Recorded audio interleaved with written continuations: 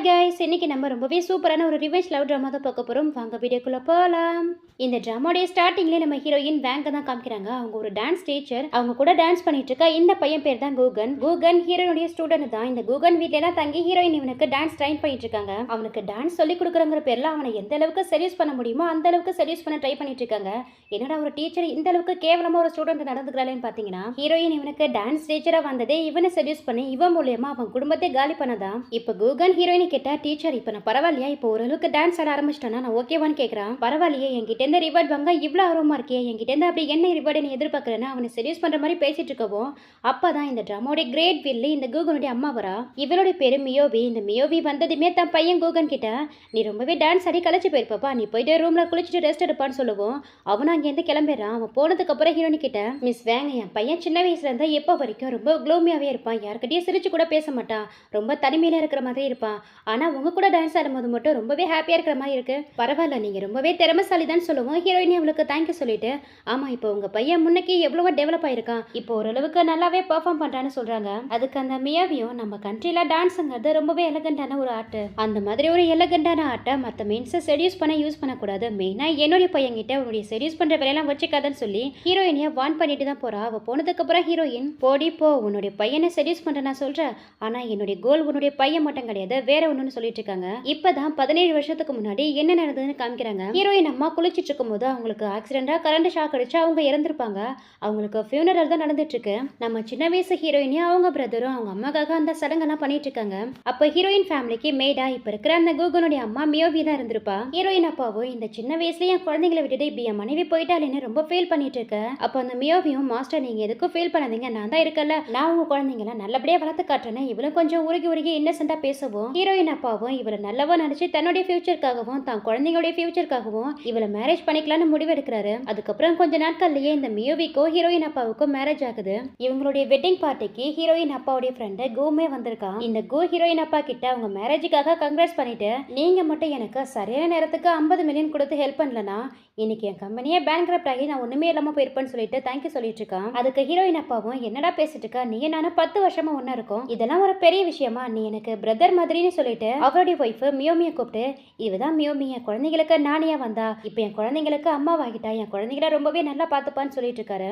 அதுக்கு அந்த கோபம், பார்த்தாலே தெரியுது இவங்க ரொம்ப நல்ல பொண்ணு, கண்டிப்பா அவங்க குழந்தைங்களை நல்லா பாத்துப்பாங்கன்னு சொல்லிட்டு ஹீரோயின் அப்பா இருக்கவே அவருக்கு தெரியாத மாதிரி இந்த மியோமியோட பாட்டம்ல டச் பண்றான். ஆக்சுவலி இந்த மியோவிக்கும் கூக்கும் ஆல்ரெடி அஃபயர் இருக்கும். இவங்க ரெண்டு பேரும் பிளான் பண்ணி தான் இந்த மியோவி ஹீரோயின் ஃபேமிலிக்குள்ள வந்து ஹீரோயின் அப்பாவை செடியூஸ் பண்ணி மேரேஜ் பண்ணிருப்பா. இது எதுவுமே தெரியாத ஹீரோயின் அப்பாவும் இதுங்க ரெண்டும் நல்லவங்க நினைச்சு தன்னுடைய குழந்தைங்களுக்கு அம்மா கிடைச்ச சந்தோஷத்துல ட்ரிங்க்ஸ் பண்ணிட்டு இருக்காரு. சரி நீங்க ரெண்டு பேரும் பேசிட்டு இருங்க, குழந்தைங்க வர பசியோடு இருக்கும், நான் போயிட்டு குழந்தைங்களை பார்த்துட்டு வரேன்னு சொல்லிட்டு நல்லவ மாதிரி அவங்க அப்பா கிட்ட வேஷம் போட்டுட்டு நேரா அந்த குழந்தைங்க கிட்ட போயிட்டு அந்த குழந்தைங்க சாப்பிட்டு இருந்தா அந்த சாப்பாடு பொறுக்கி கீழே போட்டுட்டு, இதுக்கப்புறம் என்னுடைய பெர்மிஷன் இல்லாம எதையும் நீங்க சாப்பிடக்கூடாது, உங்க அப்பா பிசினஸ்னு வெளியில போயிட்டு வர, நான் தான் உங்களை பாத்துக்க போறேன், என்ன கேட்டுதான் இதுக்கப்புறம் எது வந்தாலும் பரவாயில்னு சொல்லிட்டு வந்த அன்னைக்கு அவருடைய சித்தி கொடுமை ஆரம்பிச்சுட்டா. சின்ன பிள்ளையா இருந்தாலும் ஹீரோயினுக்கு மட்டும் இவளை கண்டாலே சுத்தமா பிடிக்காது. அதுக்கப்புறம் ஒரு வருஷம் கழிச்சு நம்ம குட்டி ஹீரோயினியா அவங்க பிரதரும் பார்க்ல விளையாடிட்டு இருக்கும் போது இந்த குழந்தைங்க கண் முன்னாடியே அவங்க அப்பாவை ஒரு கார் இடிச்சு ஆக்சிடென்ட் பண்ணுது. அந்த ஆக்சிடென்ட்ல அவங்க அப்பா ஸ்பாட்ல இறந்து போயிடுறாரு. அந்த ஆக்சிடென்ட் பண்ணது வேற யாரும் கிடையாது, இந்த மியோவியும் அவளுடைய அந்த கள்ளக்காதல் அந்த கோவும் தான். இந்த கோவை ஹீரோயின் அப்பா சொந்த தம்பி மாதிரி ட்ரீட் பண்ணிருப்பாரு, அவனுக்கு நிறையவே ஹெல்ப் பண்ணிருப்பாரு.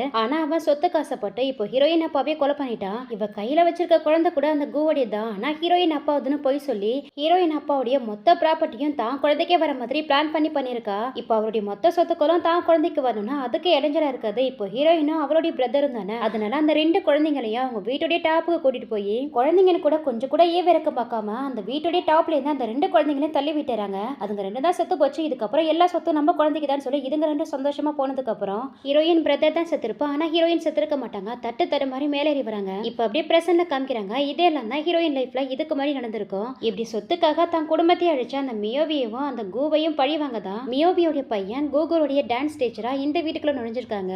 இந்த வீடு கூட அவங்களுடைய ப்ராப்பர்ட்டி தான். இப்போ ஹீரோயின் மண்டக்குள்ள ஓடிட்டு இருக்கிறதுல ஒரே ஒரு விஷயம் மட்டும் தான், எப்படியாவது இந்த கூவையும் அந்த மியோவியும் காலி பண்ணணும், அதே சமயத்துல அவங்க இழந்த ப்ராப்பர்ட்டி எல்லாமே அவங்களுக்கு திரும்ப வரணுங்கிறது மட்டும்தான். அதுக்காக ஹீரோயின் எவ்வளவு எக்ஸ்ட்ரீமுக்கு வேணாலும் போக ரெடியா இருக்காங்க. இப்போதைக்கு அவங்க மெயின் டார்கெட்டே இந்த கூ தான். எப்படியாவது இந்த கூவை செடியூஸ் பண்ணி இந்த மியோவிக்கும் கூவுக்கும் சண்டையை மூட்டி விட்டு அவங்க ரெண்டு பேரையும் பிரிக்கணுங்கிறது அவங்களுடைய ஃபர்ஸ்ட் கோலா இருக்கு. அவங்க நினைச்ச மாதிரியே இந்த கூவும் அவங்கள பார்த்து செடியூஸ் ஆக ஆரம்பிக்கிறான். எப்படியும் இந்த கூ பின்னாடியே வருவாங்கிறது தெரிஞ்சு வேணும்னே ஹீரோயினும் அவங்க ரூமோடைய கதவெல்லாம் ஓபன் பண்ணி வச்சு பாத்ரூமுக்குள்ள குளிக்க போறாங்க. இவங்க நினைச்ச மாதிரியே அந்த கோவம் கதவு திறந்து அந்த ரூமுக்குள்ள வரான். அவங்க குளிக்கிறாங்கன்னு தெரிஞ்சு திரும்பி போக ட்ரை பண்றான். இவன் வந்ததை நோட்டீஸ் பண்ண ஹீரோயினும் அங்க இவன் வந்தது தெரியாத மாதிரி அங்க மெய்டு வந்த மாதிரி மெய்டு அந்த டவல் எடுத்து கொடுக்குறீங்களான்னு கேட்கவும் இவனும் தான் மெய்டு இல்ல கோங்கிறத சொல்லாமலையே அந்த டவல் எடுத்து நீட்டுறான். அவங்களும் இதுதான் சான்ஸ் அந்த டவலை வாங்குறேன்னு அவன் கையை பிடிச்சு உள்ள இழுத்து என்னாச்சு மேடு நம்ம 2 பேரும் பொண்ணுங்க தானே அப்புறம் எதுக்கு இவ்வளவு வைக்கப்படுறீங்க முதல்ல என் முதுக தேய்ச்சி விடுங்கன்னு சொல்லிட்டு அந்த சோப்பெல்லாம் எடுத்து கொடுக்குறாங்க. அவனுக்கு வர ஹீரோயினை இந்த நிலைமையில பார்க்கவும் கிறுக்கு பிடிச்ச மாதிரி இருக்கு. அப்ப கூட தான் மெய்டு இல்ல கூதாங்கிறத சொல்லாமலேயே ரொம்ப அமைதியா அவங்க முதுகுக்கு சோப்பு போட்டுட்டு இருக்கான். அப்ப ஹீரோயினும் வேணும்னே அவனை இன்னும் உசு பேத்துற மாதிரி மேடு மிஸ்டர் கோவா பாத்தீங்களா எவ்வளவு அட்ராக்டிவா எவ்வளவு ஹேண்ட்ஸமா இருக்கான்னு சொல்லி அவனை பத்தி புகழ்ந்து தள்ளிட்டு இருக்காங்க. அவனுக்கு இதெல்லாம் கேட்கும் போது பயங்கர குஜாலா இருக்கு. செம்மையா ஹீரோயின் மேல டெம்ட் ஆகிட்டான். இதெல்லாம் பத்தலன்னு இன்னமும் ஹீரோயின் அவர் ரொம்பவே ஹேண்ட்ஸமா இருக்காரு, கரியர்லயும் அவ்வளவு ஒரு பர்ஃபெக்டா இருக்காரு. ஆனா அவர் வைஃப் தான் அவர்கிட்ட ரொம்பவே ஸ்ட்ரிக்டா இருக்காங்க. அவர் நிலைமை நினைச்சா ரொம்ப பரிதாபமா தான் இருக்குன்னு சொல்லவும் இவ்வளவு நேரம் கம்மன் இருந்துட்டு இப்பதான் ஹீரோயின் கிட்ட அப்படின்னு யார் சொன்னது என் வைஃபை என்கிட்ட ஸ்ட்ரிக்டா நடந்துக்க மாட்டா ரொம்பவே கைண்டா தான் நடந்துப்பான்னு சொல்றான். ஏதோ இவ்வளவு நேரம் இவன் வந்தது தெரியாத மாதிரி இப்பதான் அவனை பார்த்த மாதிரியும் ஐயோ மிஸ்டர் கோ நீங்களா நீங்க எப்படி உள்ள வந்தீங்க சாரி நான் என்னுடைய மேடு நினைச்சு இவ்வளவு நேரம் உங்ககிட்ட பேசிட்டு இருந்தேன்னு கேக்குறாங்க. உடனே இவனும் எதுவுமே தெரியாத மாதிரி ஐயோ நீங்க என் பையனுடைய டான்ஸ் டீச்சர் தானே நான் கூட என் வைஃப் தான் உள்ள குளிச்சிட்டு இருக்காலும் நினைச்சு தவறுதலா உள்ள வந்துட்டா மன்னிச்சிடுங்கன்னு சொல்லிட்டு அவங்க கிட்ட அந்த டவலுமே எடுத்து கொடுத்துட்டு அவன் வெளியில வந்துடுறான். அங்க அந்த கோடி வைஃப் தான் புருஷனுக்கான ரூமா தேடிட்டு இருக்கா. ஒருவேளை அந்த டான்ஸ் டீச்சர் என் பையனை சர்வீஸ் பண்ண ட்ரை பண்ண மாதிரி என் ஹஸ்பண்டையும் சர்வீஸ் பண்ண ட்ரை பண்றாளுன்ட்டு இங்க ஹீரோயின் ரூமுக்கு தான் வந்துட்டு இருக்கா. இங்க ஹீரோயின் குளிச்சு முடிச்சுட்டு ட்ரெஸ் பண்ணிட்டு வர வரைக்குமே அந்த கோ வெளியில போகாம அங்கேயே தான் வெயிட் பண்ணிட்டு இருக்கா. அப்ப கூட ஹீரோயின் மிஸ்டர் கோ நீங்க வர வெளியில போகாம இங்கேயே தான் வெயிட் பண்ணிட்டு இருக்கீங்க உங்க வைஃப் வர இந்த நேரம் பார்த்து இங்க வந்தாங்கன்னா நம்ம 2 பேரும் ரூம்ல இருக்கிறத பார்த்து தப்பா நினைக்க மாட்டாங்களா கொஞ்சம் சீக்கிரம் வெளியில போறீங்களான்னு கேக்குறாங்க. அதை கேட்கும்போது அவனுக்கு வர செம்மையா டென்ஷன் ஆயிட்டு இருக்கு. நீ என்ன பேசிட்டு இருக்க என்ன பார்த்தா என் வைஃபுக்கு பயந்த மாதிரி தெரியுதா அப்படிலாம் எதுவுமே கிடையாது நான் யாரை பார்த்தும் பயப்பட வேண்டிய அவசியம் இல்லைன்னு சொல்லிட்டு வெளியில போறான். ஹீரோயின் ரூமுக்குள்ள அந்த மியவி வரதுக்குள்ளேயே இந்த கோ வெளியில வந்து நிக்கிறான். இந்த நேரத்துல இங்க என்ன பண்ணிட்டு இருக்கீங்கன்னு கேக்குறா. அதுவா இங்க ஏதோ சத்தம் கேட்ட மாதிரி இருந்தது அதனால தான் வந்து பார்த்தா வேற எதுவும் இல்லைன்னு சொல்லிட்டு அவளை சமாதானப்படுத்தி அவளுடைய ரூமுக்கு கூட்டிட்டு போறான். இது எல்லாத்தையுமே ஹீரோயின் அங்க நின்று பார்த்துட்டு தான் இருக்காங்க. பரவாயில்லையே நம்ம நினைச்சதை விட பெரிய கேடியா தான் இருக்கான்னு அவங்க மனசுக்குள்ளே நினைச்சிட்டு இருக்காங்க. அங்க அந்த கோ வைஃபோட ரொமான்ஸ் பண்ணிட்டு இருக்கும்போது அவன் மேல வழக்கத்தை விட வேற மாதிரி ஒரு வித்தியாசமான பர்ஃபியூம் ஸ்மெல் வரவும் அந்த மியோவி அவ ஹஸ்பண்டை பிடிச்சி தள்ளி விட்டுட்டு உன் மேல வழக்கத்தை விட வித்தியாசமான பர்ஃபியூம் ஸ்மெல் வருது உண்மையை சொல்லு இவ்வளவு நேரம் எந்த உமன் கூட ஸ்லீப் பண்ணிட்டு வந்தான்னு கேட்டு அவங்க கிட்ட பிரச்சனை பண்ணிட்டு இருக்கா. இவனை என்ன சொல்றதுனே தெரியாம திருன்னு முழிச்சிட்டு இருக்கா. இங்க அப்படியே கட் பண்ணிட்டு மறுநாள் காலையில தான் காமிக்கிறாங்க. புருஷன் மேல இருக்கிற டென்ஷன்ல இந்த மியோவியும் காலையிலேயே வந்து சரக்கு அடிச்சிட்டு இருக்கா. இதை ஹீரோயினே கவனிச்சுட்டு தான் இருக்காங்க. இப்படி காலையிலேயே இவ வந்து குடிச்சிட்டு இருக்கதை பார்த்துட்டு அப்ப நைட்டே இவங்க 2 பேருக்குள்ள ஏதோ ஒரு ப்ராப்ளம் ஓடிட்டு இருக்குன்னு அவங்களே கெஸ் பண்ணிக்கிறாங்க. அதுக்கப்புறம் ஹீரோயின் டான்ஸ் பிராக்டிஸ் பண்ணிட்டு இருக்கும்போது அந்த மியோவி வந்து ஹீரோயின் பேக்கெல்லாம் எடுத்து செக் பண்ணி பாக்குறா. அது மட்டும் இல்லாம அந்த பேக்கை ஸ்மெல் பண்ணிலாம் பாக்குறா. ஏன்னா நைட்டு அவன் ஹஸ்பண்ட் மேல அடிச்ச ஸ்மெல் இந்த பேக்ல வருதான்னு செக் பண்ணிட்டு இருக்கா. இவ இப்படி எல்லாம் பண்ணிட்டு இருக்கதை ஹீரோயினை நோட்டீஸ் பண்ணிட்டு என்ன பண்ணிட்டு இருக்கீங்கன்னு கேக்குறாங்க. ஹீரோயின் சவுண்ட் கேட்டதுமே அந்த மியோவி எதுவுமே தெரியாத மாதிரி அந்த பேக்கை இருந்த இடத்துல வச்சுட்டு மிஸ் வேங் நாளைக்கு எனக்கும் என் ஹஸ்பண்டுக்கும் வெட்டிங் ஆனிவர்சரி வருது அதுக்காக நாளைக்கு எங்க வீட்டுல பார்ட்டி அரேஞ்ச் பண்ணிருக்கோம் அந்த பார்ட்டில என் ஹஸ்பண்ட் கூட நான் சூப்பரா பெர்ஃபார்ம் பண்ணணும் சோ எனக்கு கொஞ்சம் டான்ஸ் பிராக்டிஸ் கொடுக்குறீங்களான்னு கேக்குறா. சரின்ட்டு ஹீரோயினும் அவளுக்கு டான்ஸ் பிராக்டிஸ் கொடுத்துட்டு இருக்காங்க. ஆனா அவ வந்தது உண்மையிலே டான்ஸ் கத்துக்கல அவங்க மேல ஏதாவது தான் ஹஸ்பண்ட் மேல வந்து ஸ்மெல் வருதான்னு செக் பண்ணதா ஹீரோயின் மேல நல்லா ஸ்மெல் பண்ணி பாக்குறா. ஆனா அந்த பர்ஃபியூமோட ஸ்மெல் அவங்க மேல வரவே இல்லை. என்னாச்சு நம்ம தான் ஒருவேளை தப்பா கெஸ் பண்ணிட்டோமோ தான் ஹஸ்பண்ட் அப்போ என்ன செஞ்சான் போல நினைச்சிட்டு இருக்கும் போது இவ இப்படி ஹீரோயின் மேல மொப்பம் பிடிக்கிறத வச்சே ஹீரோயின் கெஸ் பண்ணிட்டாங்க எதுக்கு இவ இந்த மாதிரி ஸ்மெல் பண்ணிட்டு இருக்கானு. என் குடும்பத்தையே அழிச்சிட்டு என்னுடைய வீட்டுல மகாராணி மாதிரியா வளர்ந்துட்டு இருக்கா இருடி முதல்ல உன்னுடைய டிக்னிட்டியை காலி பண்ற அதுக்கப்புறம் உன்னுடைய மெட்டர்னிட்டியை காலி பண்ணிட்டு அவளுக்கு டான்ஸ் பிராக்டிஸ் கொடுத்து முடிச்சுட்டு உடனே போயிட்டு அவங்க பேக்ல இருந்தா நைட்டு அவங்க போட்டு அதே பர்ஃபியூம் எடுத்து ஸ்ப்ரே பண்ணிட்டு இருக்காங்க. அந்த பர்ஃபியூமோட எசன்ஸ் ஸ்மெல் பண்ணதுமே கண்டுபிடிச்சா நைட்டு தான் ஹஸ்பண்ட் மேலேயும் வந்தா அதே ஸ்மெல்லுன்னு உன் பர்ஃபியூம் ஒன்ன மாதிரியே ரொம்ப சீப்பா இருக்குன்னு சொல்லவும் அந்நேரம் பார்த்தா அந்த கூ வர மேல இருந்து கீழே வந்துட்டு இருக்கானா. அவனை பார்த்ததுமே ஹீரோயின் இந்த மியோவியா டீஸ் பண்ற மாதிரியே எங்களை மாதிரி யூத்துக்கெல்லாம் இந்த பர்ஃபியூம் ரொம்பவே பிடிக்கும் உங்களை மாதிரி ஓல்டு அடிக்கலாம் இதை பத்தி எப்படி தெரிய போகுதுன்னு சொல்லவும் கோவத்துல அந்த மியோவியும் ஹீரோயினை செவ்வில் அறிஞ்சிட்டு எவ்வளவு தைரியம் தான் என்ன பார்த்து வயசானவன்னு சொல்லுவா உன்னை பார்த்தா டீச்சரா வந்த மாதிரி தெரியல என் குடும்பத்துக்கு மிஸ்டர்ஸா வரப்போற மாதிரி தான் தெரியுது என்ன நினைச்ச உன்னை விட என் லைஃப்ல நான் நிறைய ஆம்பளைங்களை பார்த்துட்டு முதல்ல இங்க இருந்து வெளியில போடின்னு சொல்லுவோம். இது எல்லாத்தையுமே அந்த கூ பார்த்து தான் இருக்கான். உடனே அவகிட்ட வந்து போது நிறுத்துறியான்னு சொல்லுவோம்.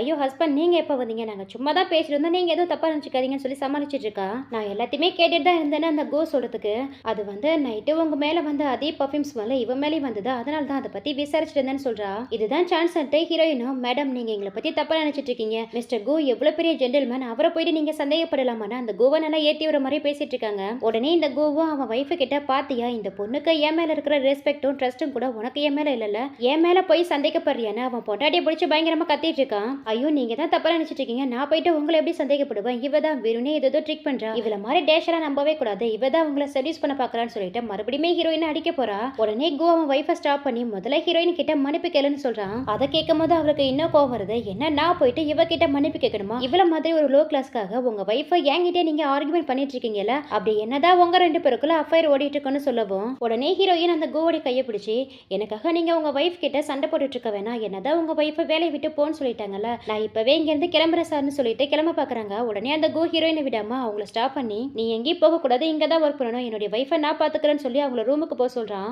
இதெல்லாம் பார்க்கும்போது அந்த மியோவிகா செம்ம டென்ஷனா இருக்கு. என்னுடைய ஹஸ்பண்டியா என்கிட்ட இருந்து பறிக்க பாக்குற, இருடி நாளை பொழுதுக்குள்ள உன்னை இந்த வீட்டை விட்டு துரத்தி விடுறேன்னு பிளான் பண்ணிட்டு இருக்கா. அப்படியே நைட் ஆகுது. ஹீரோயின் அவங்க ரூம்ல இருக்கும் போது அந்த கோ ஹீரோயினை தேடி அவங்களுடைய ரூமுக்கு வரான். இவன் வரத நோட்டீஸ் பண்ண ஹீரோயினும் அவன் வைஃப் அடிச்சதுல கண்ணை ரொம்ப வலிக்கிற மாதிரி ஆக்ட் பண்ணிட்டு இருக்காங்க. இந்த கோ வந்தவ சும்மா இல்லாம என் வைஃப் ஒன்று அடிச்சதுல உனக்கு ரொம்ப ஹர்ட் ஆயிடுச்சு, நான் வேணா உனக்கு ஹெல்ப் பண்ணுவான்னு சொல்லி அந்த ஸ்பான்ச் எடுத்து அவங்க கணத்துல ரப் பண்ணிட்டு இருக்கான். அப்படியே கொஞ்சம் கொஞ்சமா ஹீரோயின் கிட்ட டெம்டாகவும் ஆரம்பிக்கிறான். அப்போ வெளியில இருந்து ஜன்னல் வழியா அந்த வீட்டுடைய மேடு பொண்ணு இவங்க ரெண்டு பேரும் ஒன்னா இருக்கத போட்டோ எடுக்க ட்ரை பண்ணிட்டு இருக்கா. வெளியில இருந்து யாரோ வந்த மாதிரி சவுண்ட் கேட்டதுமே இவனும் தான் வைஃப் தான் வந்துட்டாலும் பயந்து போய் ஹீரோயின் கிட்ட இந்த ஸ்பான்ச்சை கொடுத்து, நீயோ பண்ணிக்கோ எனக்கு கொஞ்சம் வேலை இருக்குன்ட்டு அங்கேருந்து கிளம்ப பாக்குறான். அந்த மேடு பொண்ணு வெளியில ஒளிஞ்சிட்டு இருக்கத ஹீரோயின் நோட்டீஸ் பண்ணிட்டாங்க. இவங்க ரெண்டு பேருக்குள்ள சண்டையை மூட்டி விட இதுதான் சான்ஸ். அவனை டீஸ் பண்ற மாதிரியே ஹீரோயினும், என்னாச்சு சார் உங்க வைஃபை நினைச்சு ரொம்பவே பயப்படுறீங்களான்னு கேக்குறாங்க. யார் சொன்னது, நான் ஒன்னும் என் வைஃபை பார்த்து பயப்படலன்னு சொல்லி ஹீரோயினை டக்குன்னு வந்து ஹக் பண்ணிக்கிறான். வெளியில நிக்கிற அந்த மேடு பொண்ணு இவங்க ரெண்டு பேரும் ஹக் பண்ணிட்டு நிக்கிறத நல்லா வளைச்சு வளைச்சு போட்டோ எடுத்து அதை அந்த மியோவிக்கு அனுப்பி வைக்கிறா. ஆக்சுவலி அந்த மியோவி வீட்டுல இருக்க மாட்டா, ஆபீஸ்ல தான் இருப்பா. அந்த போட்டோஸ் எல்லாம் பார்த்ததுமே அவளுக்கு செம்மையா டென்ஷன் ஆயிட்டு இருக்கு. என்னுடைய ஹஸ்பண்ட் செடியூஸ் பண்ணிட்டு இருக்கா, இருடி இப்பவே வீட்டுக்கு வரேன்னு சொல்லிட்டு இவ கிளம்பி வீட்டுக்கு தான் வந்துட்டு இருக்கா. அங்க கோவை ஹீரோனி கிட்ட, பாத்தியா இந்த வீட்டுக்கு ஒரே ஒரு மாஸ்டர்னா அது நான் மட்டும் தான், நான் யாரும் பார்த்து பயப்பட வேண்டிய அவசியம் இல்லைன்னு ரொம்ப கெத்தா பேசிட்டு இருக்கான். அப்படின்னு நீங்க தான் நினைச்சிட்டு இருக்கீங்க. உண்மையிலே இந்த வீட்டுல நீங்க ஒரு இர்ரெஸ்பான்சிபிள் பர்சன், நீங்க ஆசைப்பட்டதை செய்ய முடியாத அளவுக்கு தைரியம் இல்லாதவர்னு அவனை என்ன தோண்டி வர மாதிரியே பேசிட்டு இருக்காங்க. அந்நேரம் பார்த்தா அந்த மியோவியும் டோரை ஓபன் பண்ணிட்டு உள்ள வந்துடுறா. இதுங்க ரெண்டும் ஹக் பண்ணிட்டு இருந்ததை பார்த்ததுமே அவருக்கு செம்மையா டென்ஷன் ஆயிடுச்சு. அவங்க ரெண்டு பேருக்கு கொஞ்சம் கூட வெக்கமா இல்லையான்னு கத்திட்டு இருக்கா. உடனே ஹீரோயினும் ரொம்ப இன்னசென்ட்டா மூஞ்ச வச்சுக்கிட்டு, நாங்க ரெண்டு பேரும் சும்மா தான் பேசிட்டு இருந்தோம், நீங்க எதுக்கு எங்களை பார்த்து தப்பா நினைக்கிறீங்கன்னு கேட்டுட்டு இருக்காங்க. நான் எதையுமே ஆதாரம் இல்லாம பேசலாம், நீங்க ரெண்டு பேரும் ஹக் பண்ணிட்டு இருந்ததுக்கான ஆதாரம் என்கிட்ட இருக்குன்னு அந்த போட்டோமே எடுத்து இந்த மியோவி காட்டுறா. அந்த போட்டோ பார்த்ததுமே அந்த கோ ஏதோ நல்லா மாதிரி அவனுக்கு பயங்கரமா டென்ஷன் ஆயிட்டு இருக்கு. அப்போ என் மேல நம்பிக்கை இல்லாம எனக்கு பின்னாடி ஸ்பை வேலை பார்த்துட்டு இருக்கேன், அந்த போனையுமே பிடிங்கி உடைச்சு போட்டுறான். இவளுக்கு வர இன்னும் வெறியாகுது. உங்களுக்கு எல்லாம் கொஞ்சம் கூட வெக்கமா இல்ல, போயும் உங்க பையனுடைய டீச்சர் கிட்ட போயிட்டு அஃபைர் வச்சுக்கிறீங்களா, அந்த கோவை பத்தி ரொம்ப படுமட்டமா பேசிட்டு இருக்கா. அதுக்கு அவனும் சும்மா இல்லாம, நீ என்ன பெரிய ஓகேமா உன்னுடைய பாஸ்ட் லைஃபை பத்தி நினைச்சு பாருன்னு சொல்லி அவளை ப்ளேம் பண்ணிட்டு இருக்கான். இப்படி இதுங்க ரெண்டும் மாத்தி மாத்தி சண்டை போட்டுட்டு இருக்க. பத்தாவதுக்கு ஹீரோயின் வேற இடையில போந்து, நீங்க ரெண்டு பேரும் வேற ஓவரா சண்டை போட்டுட்டு இருக்கீங்க, தப்பான முடிவு எதுவும் எடுத்துறாதீங்கன்னு சொல்லிட்டு இருக்காங்க. அதாவது டிவோர்ஸ் பண்ண முடிவு எடுத்துறாதீங்கன்னு சொல்லாம சொல்லி அவங்க ரெண்டு பேரையும் தூண்டி விட்டுட்டு இருக்காங்க. உடனே இந்த கோவும், போதும் கூட வாழ்ந்த வாழ்க்கையே போதும், இதுக்கப்புறம் உன் கூட என்னால வாழ முடியாதுன்னு நாளைக்கே அவனை டிவோர்ஸ் பண்றேன்னு சொல்லிட்டு போறான். பின்னாடியே அந்த மியோவியும் அவனை சமாதானப்படுத்த ஓடிட்டு இருக்கா. அந்த கோ கிட்ட போயிட்டு, என்ன டிவோர்ஸ் பண்ணலான்னு முடிவை பண்ணிட்டீங்களா, உங்களுக்கு புரியுதா புரியலையா, அவ வேணும்னே நம்ம ரெண்டு பேருக்குள்ள பிரச்சனை பண்ணி விட பாக்குறான்னு சொல்லிட்டு இருக்கா. அது எதுவா இருந்தாலும் பரவாயில்ல, இதுக்கப்புறம் என்னால உன் கூட ஸ்டே பண்ண முடியாது, நம்ம ரெண்டு பேரும் டிவோர்ஸ் பண்ணிக்கலாம்னு சொல்றான். என்ன டிவோர்ஸ் பண்ணா பண்ணிக்கோங்க, எனக்கு ஒன்னும் ப்ராப்ளம் இல்ல, என்ன டிவோர்ஸ் பண்றதால உங்களுக்கு தான் ப்ராப்ளம், என்ன மறந்துட்டீங்களா, என்னுடைய எக்ஸ் ஹஸ்பண்ட் அவர் சாகிறதுக்கு முன்னாடி அவருடைய கம்பெனிஸ் எல்லாமே அவருடைய காலத்துக்கு பிறகு அவருடைய பொண்ணுக்கு போகணும்னு உயிர் எழுதி வச்சிருக்காரு. அந்த பொண்ணை தான் நம்ம ரெண்டு பேரும் சேர்ந்து கொலை பண்ணிட்டோமே. சோ அந்த கம்பெனியோட 51% ஷேர் இன்னமும் பிரீஸ் ஆகி தான் நிக்குது. அஸ் அ விடோவா என்னால அந்த ஷேர்ஸ் எல்லாம் கிளைம் பண்ண முடியும். அப்படி ஒருவேளை கிளைம் பண்ணனா இந்த கம்பெனி எல்லாத்துக்குமே நான் தான் ஒரு புது சேர்மனா இருப்பேன், நீங்க 0% இருப்பீங்கன்னு சொல்லிட்டு மிரட்டிட்டு இருக்கா. இப்ப இந்த கூக்குமே வேற வழி இல்ல, அவகிட்ட லாக் ஆகுறான். இப்படி இவங்க பேசிட்டு இருக்கதா ஹீரோயினும் வெளியில நின்று கேட்டுட்டு தான் இருக்காங்க.